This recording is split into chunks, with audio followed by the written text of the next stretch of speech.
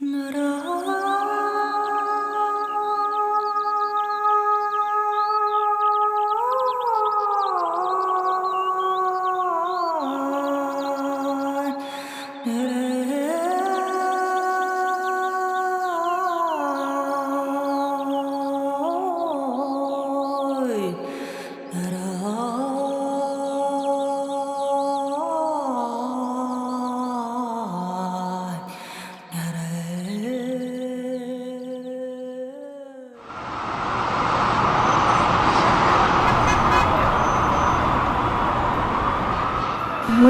собираемся с девочками, гуляем по городу, ходим в кафешки, караоке.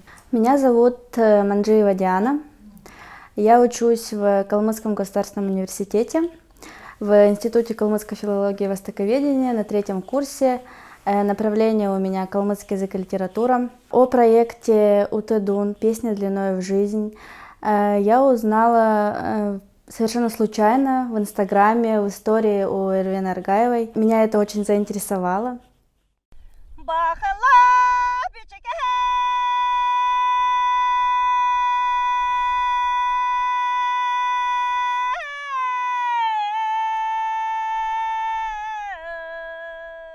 Утедун – это уникальное явление культуры фольклорного наследия монголоязычных народов. Поэтому Утедун включен в перечень шедевров нематериального наследия человечества. Тысячелетиями народ через песню поэтично выражал свои чувства. Калмыки-степняки – народ суровый и эмоционально сдержанный. В менталитете калмыка нет традиции бурно выражать свои эмоции. Все самое сокровенное они хранят у себя в душе. И только через песню калмыки могут выразить свои эмоциональные переживания и отразить всю многообразную палитру чувств.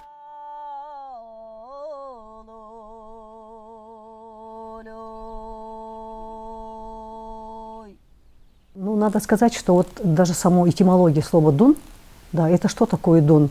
Но некоторые говорят «звук». Но извините, вот это тоже звук, да, но «дун»-то это другое. «Дун» – это звук, похожий на какой-то другой звук. Есть очень разные точки зрения, предположения, гипотезы, объясняющие генезис песни, значит, да, вот происхождение протяжной песни. Ну, конечно, многие, они такие мифологизированные, но согласно одной легенде, у хунского императора были дочери-красавицы.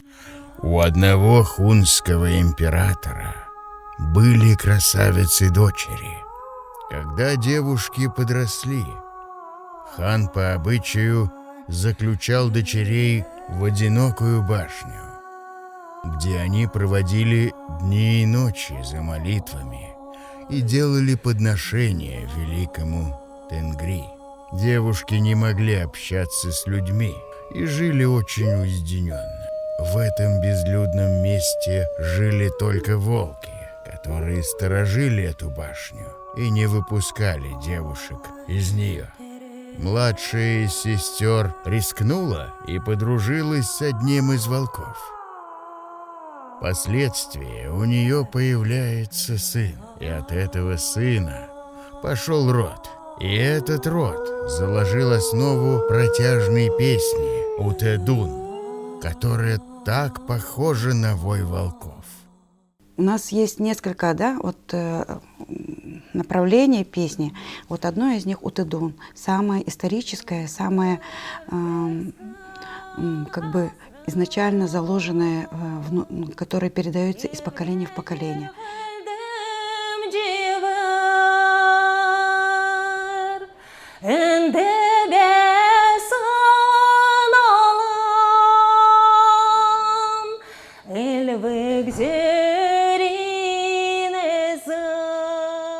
И если говорить, песня, она же везде. Вот мы идем на улице, мы слышим, музыка звучит где-то, вот, например, с машины, потом у кого-то дома. И невозможно ее отделить от жизни человека. Когда у человека хорошо на душе, он всегда поет. Независимо, утедун, короткая песня, лирическая, это же наше наследие, которое мы должны передать своим детям. Утедун дословно переводится как «длинная песня». Под этими длинными напевами скрывается не только возможность проявить свои вокальные способности, но и иносказательно выразить быт и уклад кочевого народа того времени.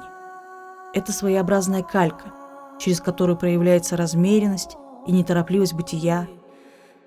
Отсюда берет начало философское отношение к жизни простых степняков.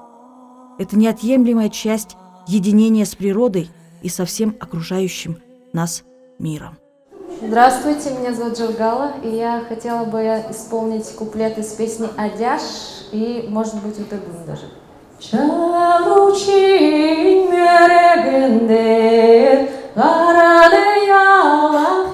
Впервые «Утыдун» я спела, когда мне было 15 лет. Я слышала от Эйджи, Авы, мои няни пели «Утыдун». И для меня тогда в таком возрасте казалось, что это, я считала, что это как будто лирическая песня. Когда я пришла в ансамбль «Тюльпан», когда мне было 15-16 лет, пригласили меня быть солисткой государственного ансамбля песни и танца «Тюльпан». И там мне сказали, нужно начинать программу только с «Утыдун». У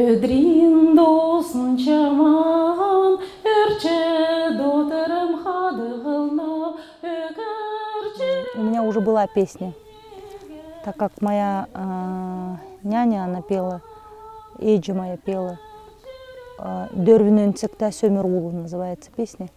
Это самая первая песня моя. Ну, как-то так. Спасибо. Но мне было очень тяжело петь ее. Я ее 3 года впевала. Утыдун слагались только по особому поводу, если случались знаменательные, эпохальные события касаемо всего народа. Протяжные песни можно назвать церемониальными, где предполагалось собрание большого количества людей, которых что-то сплачивает и объединяет. В основном это были большие застолья, пиры, и, конечно, на таких пирах, чтобы показать свое почтение, воспевались герои и уважаемые всеми люди. Ведь недаром говорилось, что воспевание – это особый обряд почитания посредством песни. Пир продолжается столько, сколько длится песня. Если гость не получал исполнения песни в свой адрес, то он мог обидеться, и обиду эту очень долго носить в себе. В старину свое уважение, признание и благодарность нужно было выражать только публично, и не словами, а пением. Причем содержание песни должно соответствовать их статусу. Ханам и наёнам пели одну песню, а духовным лицам – другую. Я такой полевой работой занимаюсь уже давно, имела опыт общения со многими исполнителями, как у нас здесь, в Калмыкии, начиная с 1977 года, скажем, да, в Монголии, в Западной Монголии особенно. Ну и приходилось слышать наших синьцзянских, айратских исполнительных песен. Ну и сейчас вот я в интернете часто вижу тоже. И что удивительно, вот до сих пор, вот последнее я кого слышала, Бураева Нина Лиджиевна. Вот они исполняли протяжные песни с полуоткрытым ртом.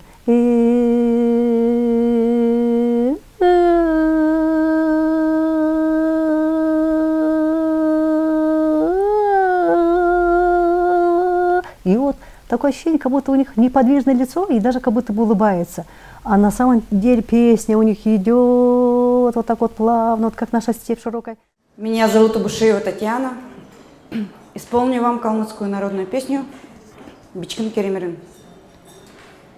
Бичкин генеле кере генеле мерин, чигенеля белик, сундулик сыёвдык та беляля, белик сундулик сыёвдык та беляля, бичкин генеле кекин генеле тагани гебига, дахна болгала, хөрен суна болгала, хачудан суна болгала, эрен суна болгала.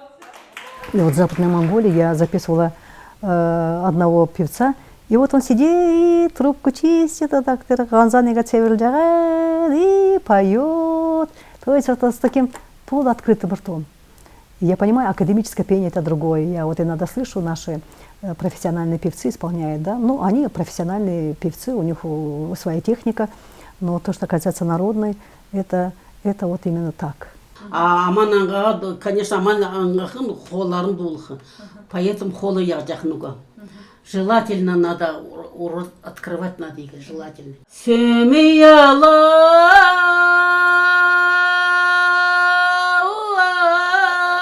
хамартай,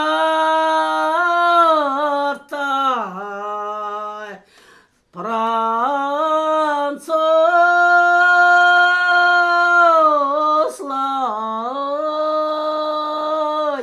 асергелдалла,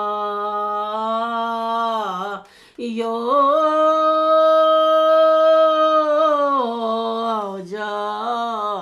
чау, чаудла. Аса халим удунчин должны быть плавно играть. Жөйлер, ананды сачөл жақын зурдық жүдден. Отадындадылы юху.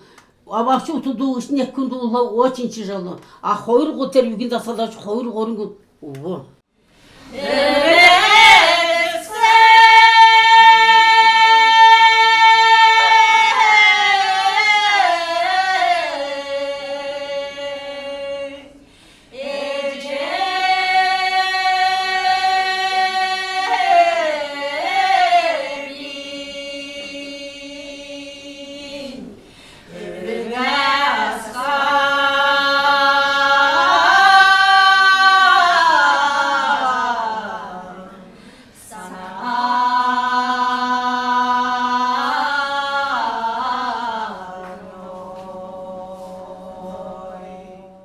Вот вы кашляете, почему? Потому что вы дыхание не держите. И поэтому вот у вас работа на связке, да.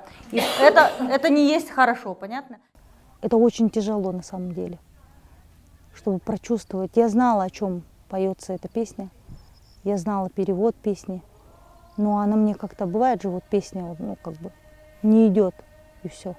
С самого начала я ее пела, просто пела.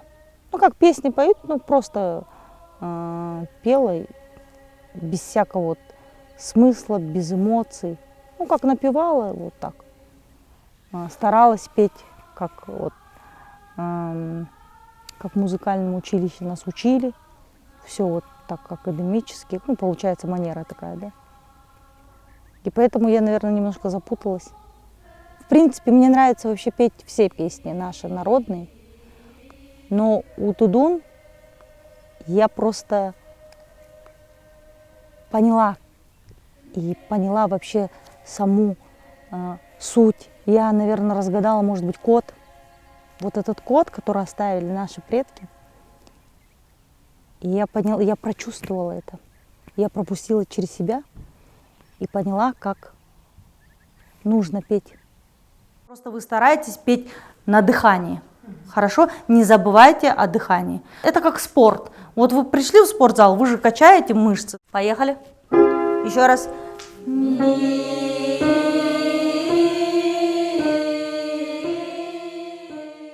В последнее время мы вот наблюдаем, что вот именно у Тудун вот этот жанр, он начал постепенно исчезать. И поэтому мне вот пришла такая идея, что нужно ее возрождать и показывать более-менее в новом стиле или привлечь, вот всячески привлечь молодежь и наших родителей, наверное. Потому что даже я знакома с многими бабушками, которые тоже слышали, но не могут исполнять. Но внутри они вот поют, душа поет. У нас это в крови, у нас у каждого калмыка душа поет, потому что мы кочевники. У кочевников нет такого понятия, как граница. Они считают себя хозяевами местности на той земле, где они сейчас находятся. И, соответственно, у них складывается бережное отношение к этой земле. Но если нет границ, как можно определить расстояние? Кочевники связывали мелодию песни с расстоянием. Границы местности измерялись по слышимости голоса.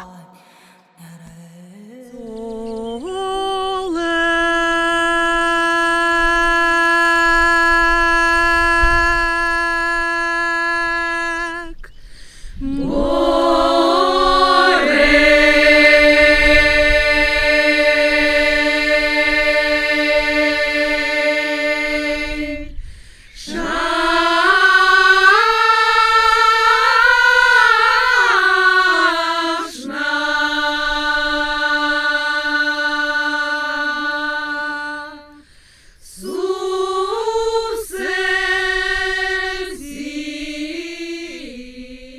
до меня дошло, что это действительно какой-то код, который они оставили, чтобы мы дальше разгадывали, чтобы нам было это интересно. Вот эти именно звуки, вот эти вибрации, вот эти все мелизмы. И я думаю, что после нас, наше молодое подрастающее поколение, они, наверное, тоже услышат вот эти звуки. И тоже заинтересуются. И будут дальше для себя раскрывать. Может быть, мы что-то не до конца, допустим, раскроем. Ну, вот у меня свое видение, допустим, у другого артиста, там, певца или человека, который просто нравится вот ему петь утудун. Он для себя раскрывает другие какие-то секреты.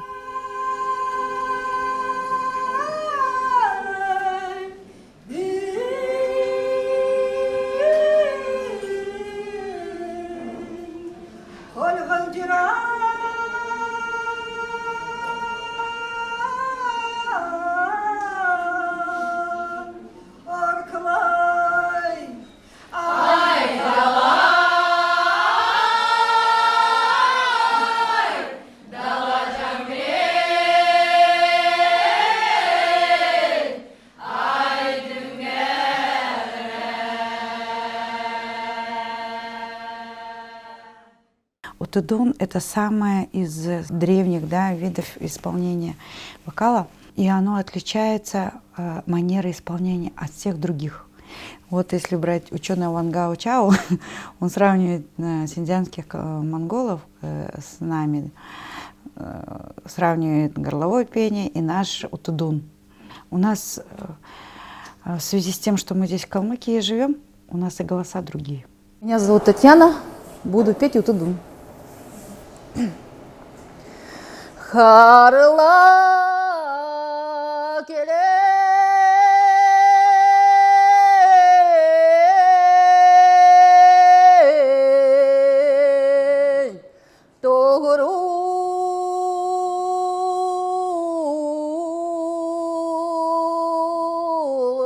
Те, которые живут в горах, где там источники, воды, у них и звук голоса другой. Если вот рассматривать даже монголов, как они исполняют свои, да, у них высокие обертоны идут там. Они как пробивают, как стая птиц, там, я не знаю, как горловые вот эти. У нас же вообще это было не заложено по природе своей, потому что у нас песок, жарко, и у нас более сиплые бывают голоса, низкие. Это вот, хочу сказать, у Эрве Наргаева самый широкий диапазон по вокалу.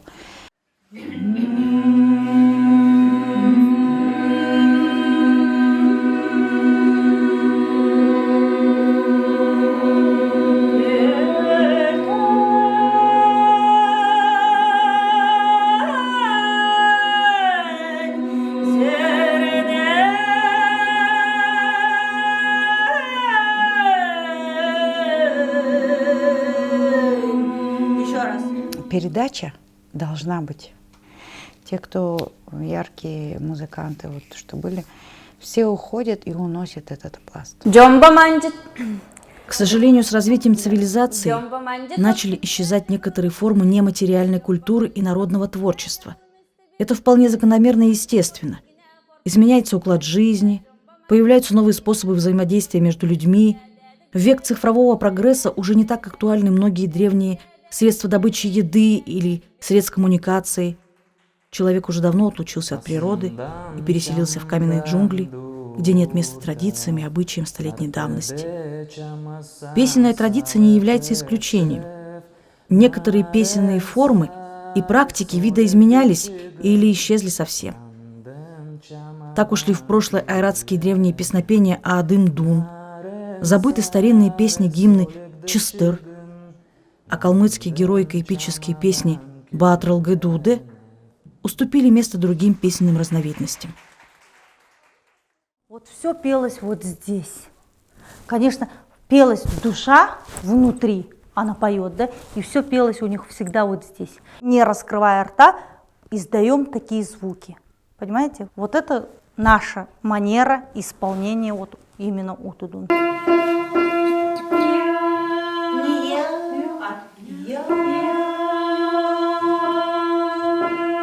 Дыхание держим.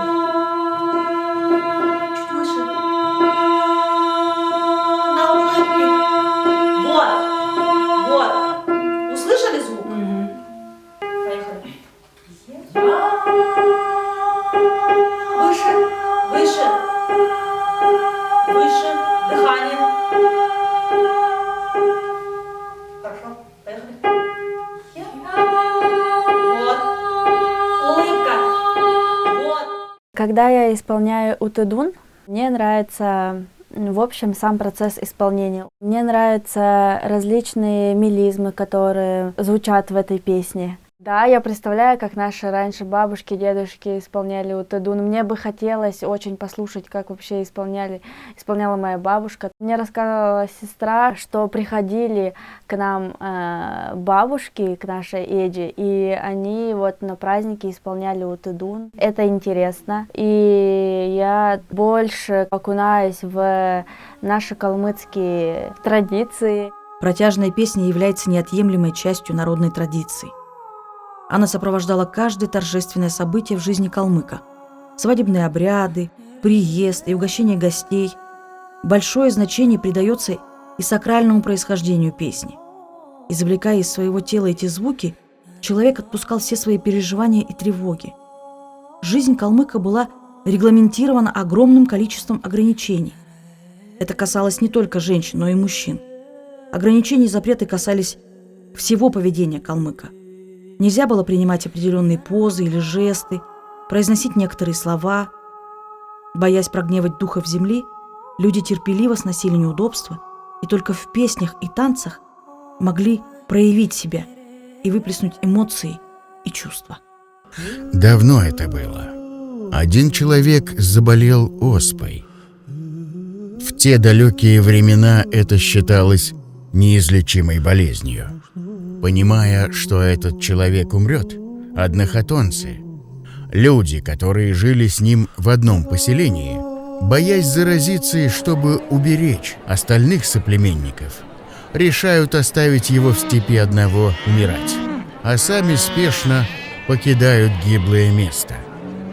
В это время владыка подземного мира Эрлик-хан отправляет на землю своих подданных, чтобы те принесли ему души умерших. И таким образом душа больного попадает в царство Эрлик-хана. Эрлик-хан посмотрел на больного и сказал: «Ему еще не время умирать, отправьте его назад».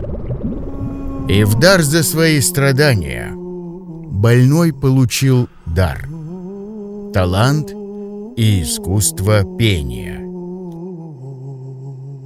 Да, это, конечно, легенды, они мифологизированы, но это, конечно, устные источники. Но так или иначе в памяти народа сохранилось, что это не просто, там, вот, допустим, да, вот, что-то там развлекательное такое, это больше, это свыше дано вот, вам для того, чтобы вот, вы умело это использовали.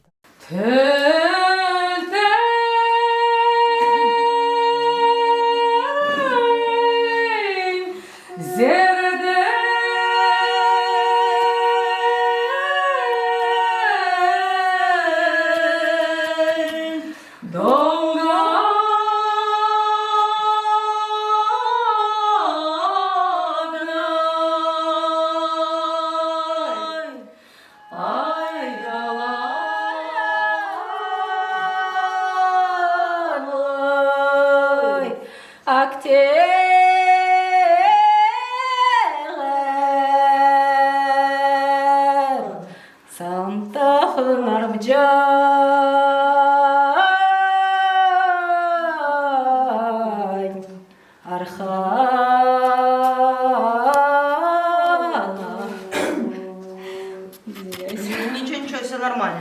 Хорошо.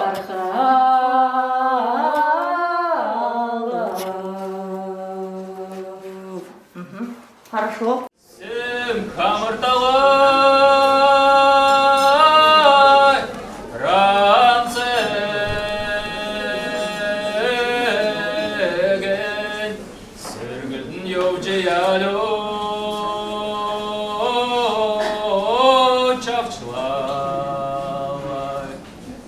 Başına geceler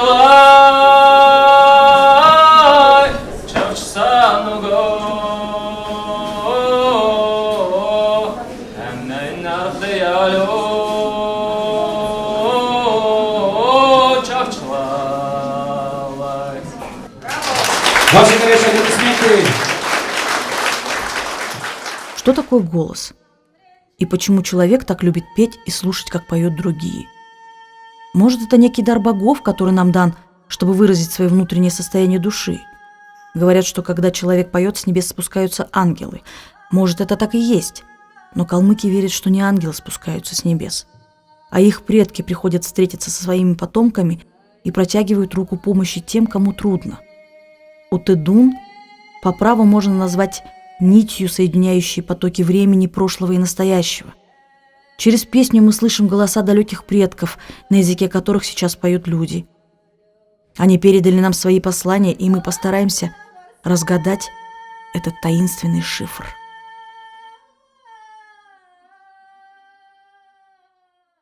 Так получилось, что судьба моя так сложилась, что я думала, уезжать мне в Москву или оставаться в Калмыкии. И буквально вот в половину 12-го ночи я приняла окончательное решение, что я пойду на этот проект, и если меня возьмут, я останусь в Калмыкии. И так получилось. Меня взяли, и я поняла, что это знак, наверное, свыше, что я должна здесь остаться и полюбить свою культуру, изучить ее и оставить, так скажем, свое золотое время на благо своей родины. Я почувствовала связь со своими предками. Я рада, что именно руководитель у нас была Эрвена Аргаева. Она дала очень много знаний, впитала в нас.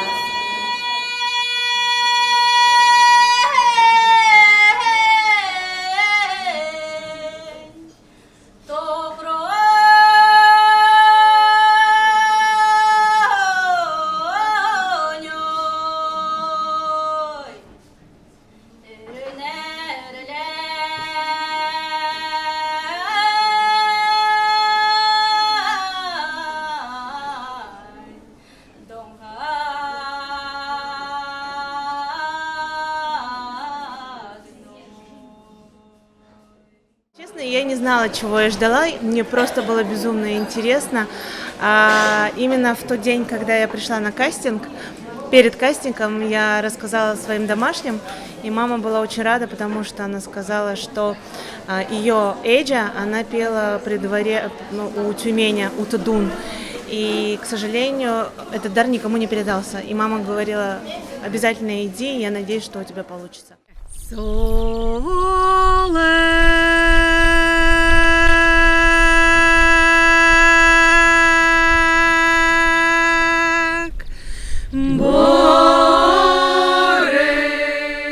Если наши предки с далекого прошлого передали нам весточку через Утыдун, то как мы можем прервать эту связь и оставить письмо без ответа?